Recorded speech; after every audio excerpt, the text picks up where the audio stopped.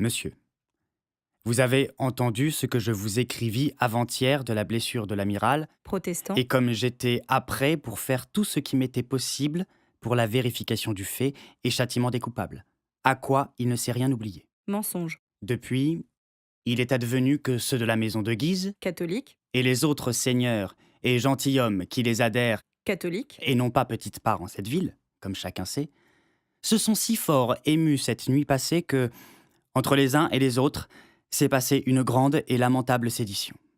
L'amiral, protestant, tué avec quelques autres gentilshommes, protestant, comme il en a été aussi massacré d'autres en plusieurs endroits de cette ville. Paris, Ce qui a été même avec une telle furie qu'il n'a été possible d'y mettre le remède tel qu'on eût pu désirer.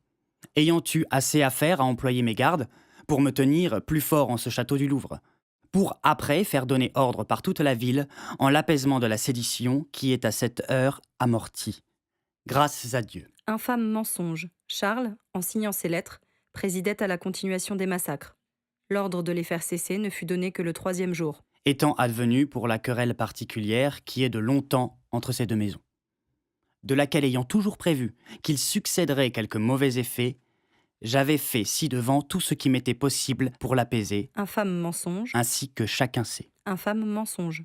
N'y ayant en ceci rien de la rupture de l'édit de pacification, lequel je veux au contraire être entretenu autant que jamais. Infâme mensonge. Faisant garder et inviolablement observer mon édit de pacification à ses fins, et pour faire punir les contrevenants et courir su à ceux qui se voudraient élever et désobéir à ma volonté, vous assemblerez incontinent le plus de force que vous pourrez, tant de vos amis de mes ordonnances que autres, m'avertissant au plus tôt de l'ordre que vous y aurez donné.